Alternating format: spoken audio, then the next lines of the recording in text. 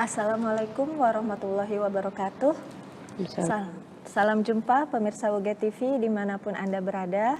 Senang sekali saya Feni Andriani hadir di layar kaca Anda tentunya dalam program literasi edisi tim teaching mata kuliah komputasi Big Data.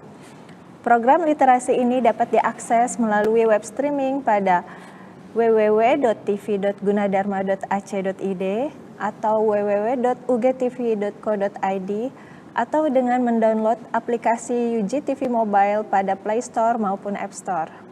Program ini juga dapat diakses kembali dan disaksikan kembali melalui YouTube pada channel UGTV Official. Saat ini telah hadir dua narasumber kita. Kali ini di studio narasumber pertama adalah Ibu Dr. Riviana Arif. Assalamualaikum Bu Riviana. Waalaikumsalam, Ibu. Sehat Ibu? Alhamdulillah. Baik, yang kedua adalah narasumber kita yang tidak kalah yang sering muncul di layar kaca kita, Bapak Galih Permadi. Selamat pagi Pak. Selamat pagi. Assalamualaikum warahmatullahi wabarakatuh. Ya. Baik, tidak lama. Baik, pada program ini terdiri dari 3 segmen. Segmen pertama akan diisi oleh Ibu Dr. Riviana, kemudian di segmen kedua dan ketiga akan diisi oleh Bapak Galih Permadi. Baik, untuk mempersingkat waktu, mari kita dengarkan paparan materi dari Ibu Riviana. Terima kasih. Ya, terima kasih Ibu Feni. Pemirsa dan sahabat UGTV, selamat pagi. Assalamualaikum warahmatullahi wabarakatuh. Waalaikumsalam warahmatullahi wabarakatuh. Kita masuk ke materi di segmen pertama untuk materi hari ini adalah tentang supervised learning. Di segmen 1 ini akan berkenalan dengan machine learning. Agenda untuk sesi 1 mencakup machine learning konsep, kemudian fokus kepada supervised learning test yaitu classification dan regression, kemudian use case, algoritma dan proses dari supervised learning. Sebagai pengantar, saya sampaikan dulu bahwa saat ini kita memang berada di era digital ya, adik-adik sekalian, di mana bentuk data itu bertumbuh dalam jumlah yang besar dengan kecepatan yang luar biasa. Sumber-sumber data ini bisa diperoleh dari media sosial, kemudian dari transaksi online, kemudian transformasi digital dan seterusnya, di mana semua aktivitas tersebut tentunya menghasilkan data yang besar. Data ini akan menjadi bahan utama yang bisa kita gunakan untuk melakukan analisis, inovasi dan memanfaatkan yang namanya kecerdasan buatan. Nah, di sini kita mengetahui juga bahwa machine learning itu saat ini sudah sangat mempengaruhi atau merubah pola kehidupan kita, di mana ada search engine yang memudahkan kita melakukan pencarian berdasarkan preferensi kita, kemudian ada rekomendasi sistem yang memudahkan atau mensupport kita dalam melakukan pencarian gitu ya berdasarkan preferensi individu, kemudian algoritma dari untuk mencoba melihat atau prediksi dari harga saham dan seterusnya. Jadi dalam hal ini big data adalah data yang besar dan ada yang namanya kita perlu mengambil informasi yang bermanfaat dari data-data tersebut, dan machine learning itu menjadi jalannya. Nah, di sini fenomena big data, data mining dan machine learning tadi sudah disampaikan bahwa fenomena big data itu menyebabkan ledakan data digital yang begitu luas dari aktivitas yang dilakukan oleh manusia, baik berupa teks, gambar, video, dan transaksi online. di mana big data tersebut mencakup volumenya, velocity, variety, veracity, dan value-nya. Data-data yang besar tersebut dapat kita ambil insight-nya atau menemukan sebetulnya apa sih ada informasi yang bermanfaat apa dari big data tersebut. Nah itu adalah proses dari mengekstraksi data atau data mining. Minggu lalu kita sudah bahas ya tentang data mining, diantaranya ada classification, mencoba mengelompokkan data berlabel, kemudian clustering kelompok data tidak berlabel, regression misalnya digunakan untuk prediksi numerik, association, dan seterusnya. Nah kemudian ada machine learning sebagai cabang dari AI yang bisa mensupport untuk melakukan prediksi dan pengambilan keputusan dari data yang diolah tersebut. Jadi intinya adalah bagaimana mengumpulkan data, melakukan proses, melatih data tersebut, mengevaluasi, dan sehingga menghasilkan informasi baru atau berupa prediksi atau keputusan yang bermanfaat untuk digunakan oleh pengguna. Jadi di sini tentu saja ada istilah data is the new oil, AI is the new electricity. Jadi di sini kita bisa lihat bahwa sebetulnya saat ini data itu menjadi satu sumber atau tambang yang berharga ya, sumber data yang berharga.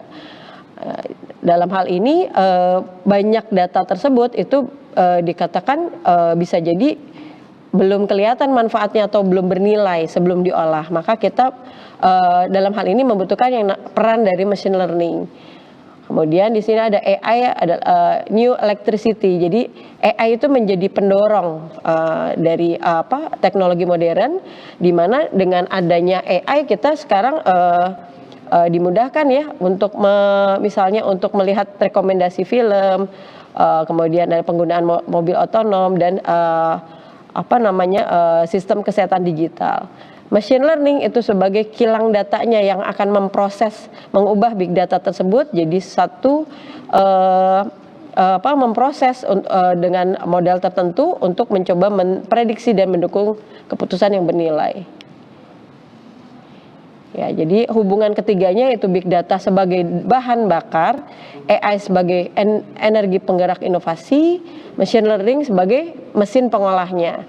Jadi mungkin buat adik-adik mahasiswa juga perlu memahami ya bahwa dalam hal ini di era sekarang mahasiswa perlu memiliki kemampuan untuk memahami data dan menggunakan machine learning ya, di mana nanti prosesnya tersebut pemanfaatannya bisa dimanfaatkan di berbagai bidang. Jadi era barunya energi masa depan itu adalah data, kecerdasan buatan. Energi masa depan adalah data dan kecerdasan buatan. Siapa yang menguasainya akan memimpin masa depan.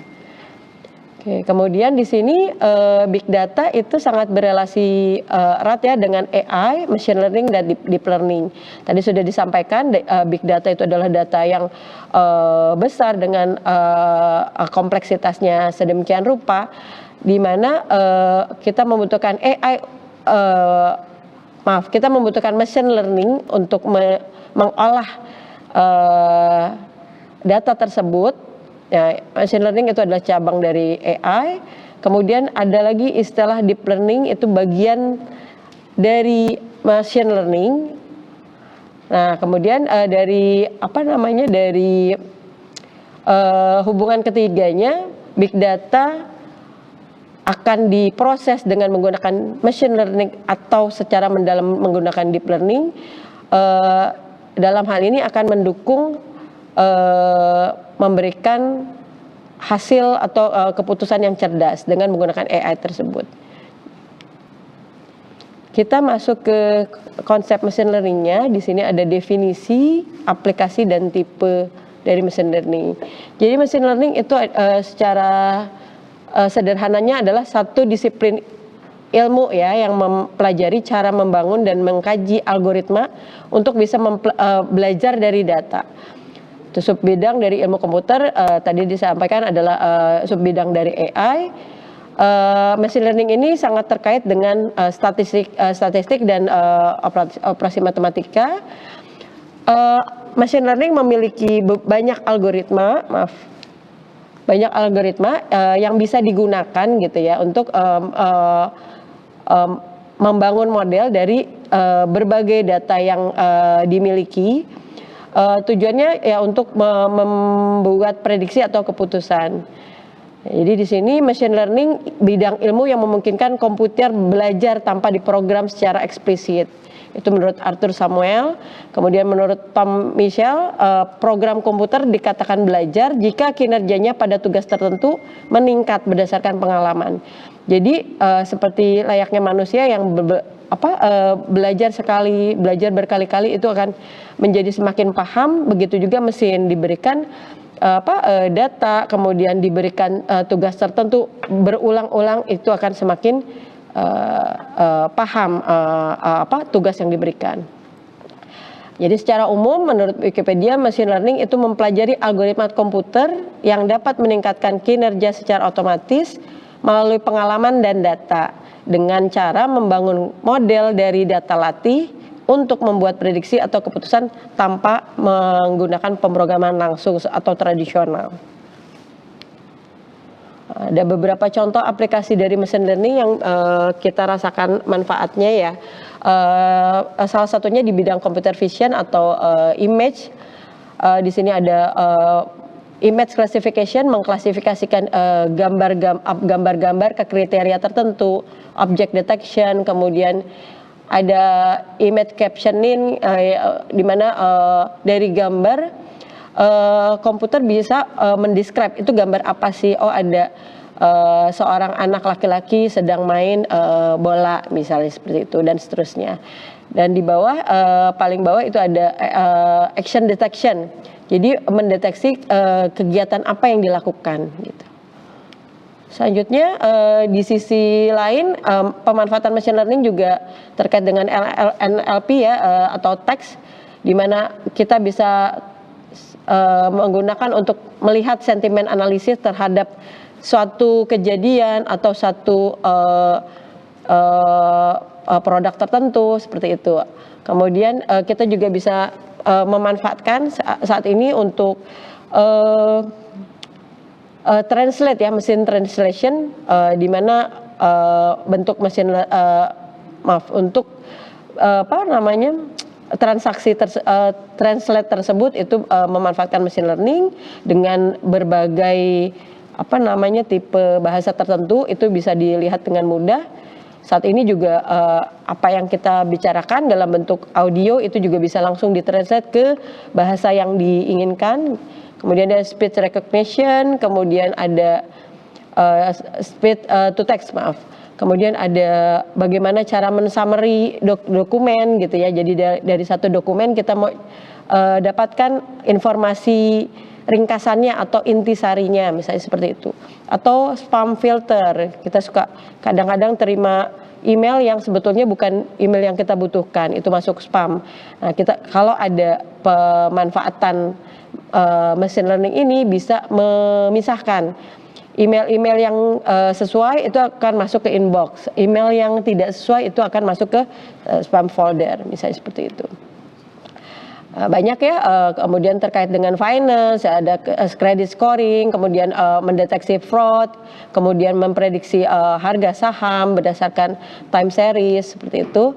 Kemudian aplikasi machine learning juga dimanfaatkan untuk recommendation ya. Kita saat ini kadang melihat dari rekomendasi yang diberikan orang lain ya terhadap suatu makanan tertentu misalnya gitu. Kita juga bisa melakukan itu. Nah, dari apa yang kita lakukan itu bisa men-suggest ya, membuat kita tertarik untuk melakukan hal-hal tersebut, misalnya terkait dengan rekomendasi makanan, kemudian produk, belanja gitu ya, kemudian mendengarkan musik, menonton YouTube dan seterusnya.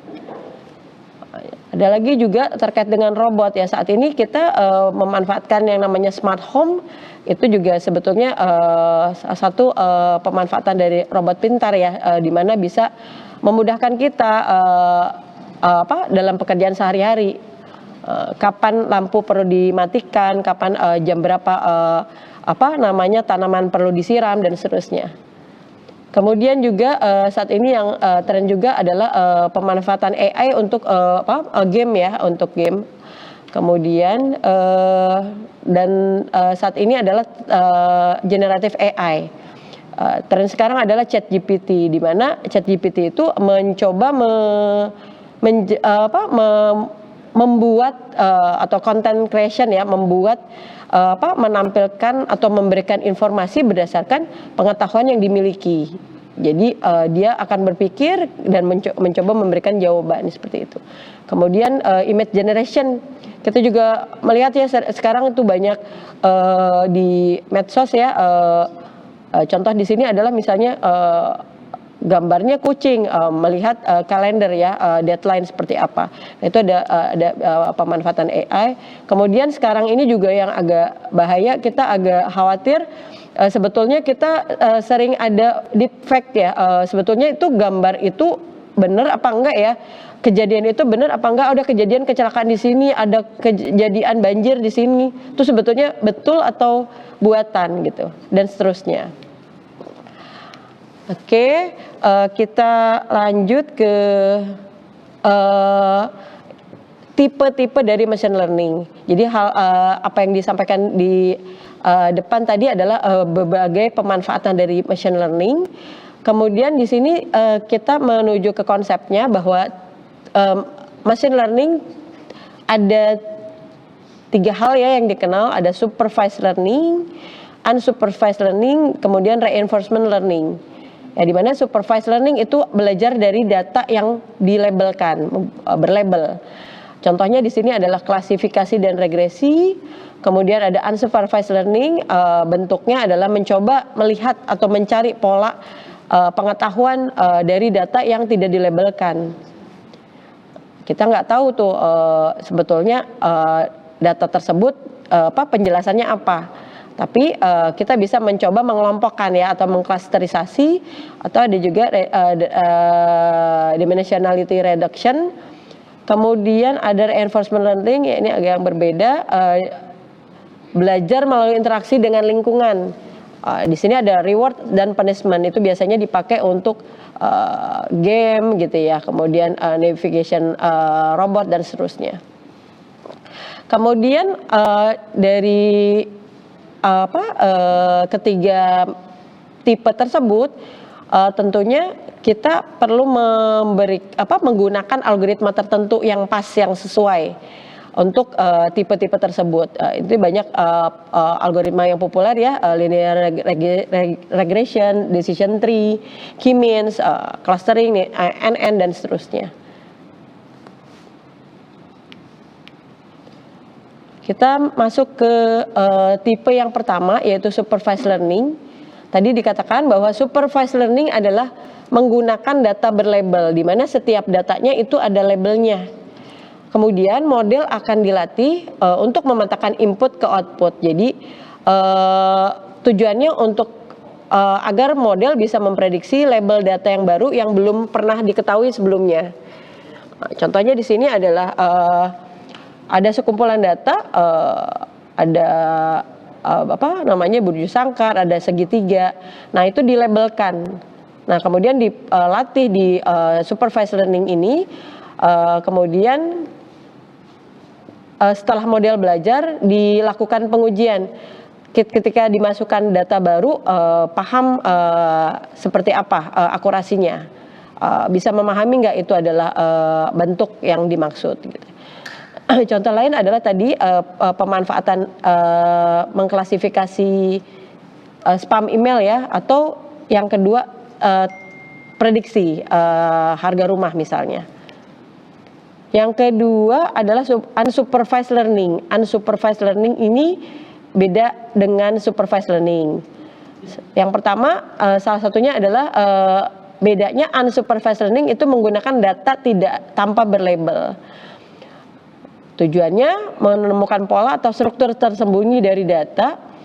Biasanya itu digunakan untuk mengelompokkan data yang mirip-mirip atau menemukan keterkaitan antar data. Jadi ada clustering, misalnya mengelompokkan berdasarkan kemiripan, clustering pelanggan, segmentasi pasar, kemudian dimensional reduction, pengurangan jumlah fitur atau variabel supaya data jadi lebih sederhana tanpa hilang dari informasi yang penting.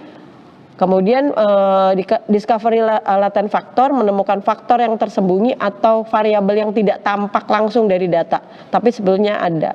Atau juga association rule, mencari aturan atau hubungan antar item, misalnya pola pembelian barang yang dibeli secara bersama. Jadi bedanya yang tadi supervised itu dengan label, unsupervised tanpa label.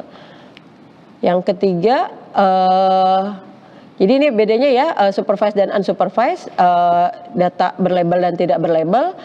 Kemudian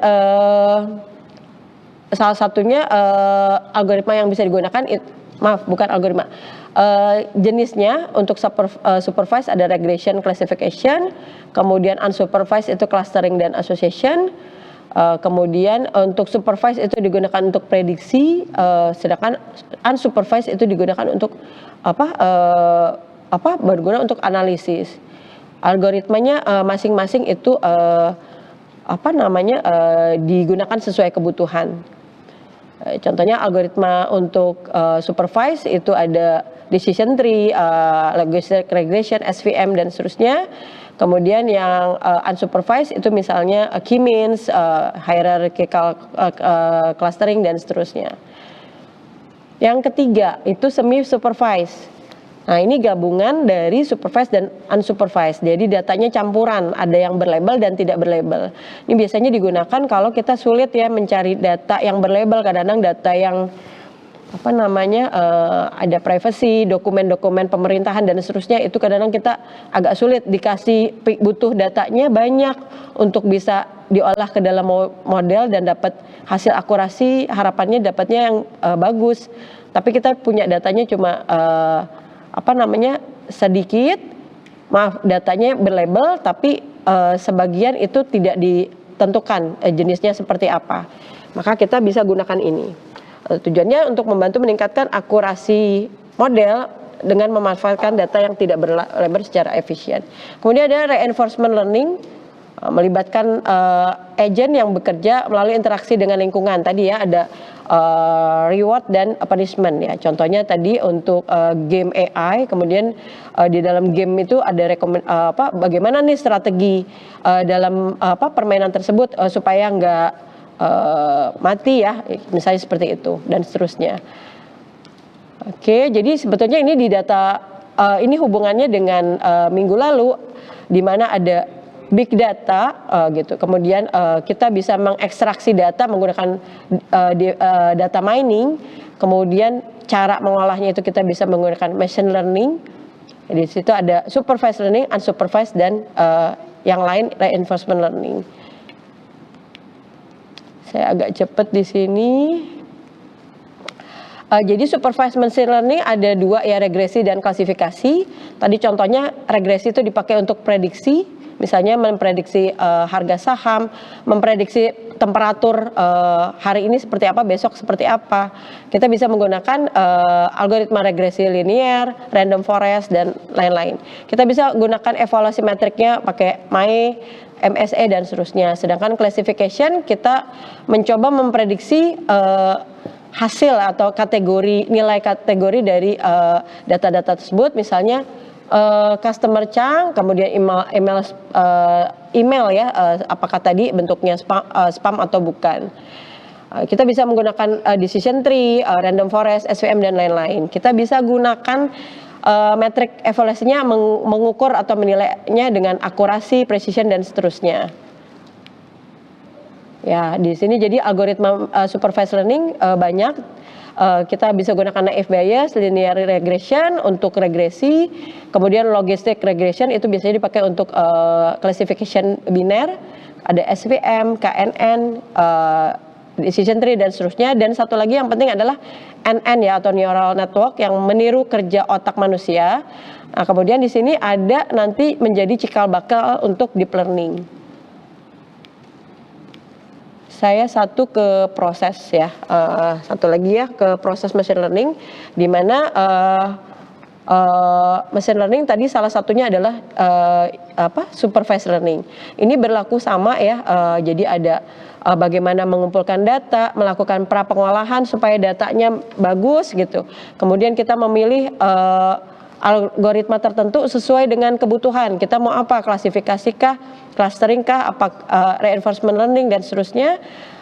Kita memilih model, kita training model tersebut dengan data, kita uji coba dengan data tersebut, dan kalau ada kurang kita perbaiki, tune lagi, dan sampai dapat hasil yang terbaik yang dapat digunakan untuk melihat insight di data tersebut. Baik, saya rasa cukup ya Bu untuk sesi 1. Iya, terima kasih Bu. Ya. Apa yang sudah disampaikan oleh Ibu Riviana Arif ya, dari mulai machine learning, dari kemudian teknik-tekniknya ya, menggunakan tipe supervised learning, begitu ya. Baik, kita harus break dulu, tetap di program literasi, jangan kemana-mana.